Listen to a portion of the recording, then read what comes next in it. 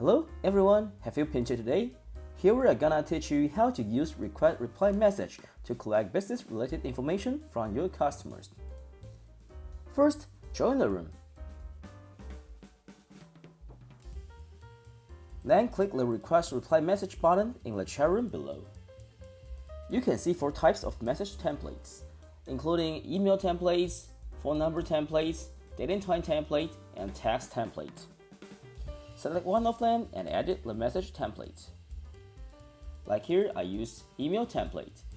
You can edit title, like we use title as email here, and you can edit your customized message. Then you can save this template as a default message template or just send it out.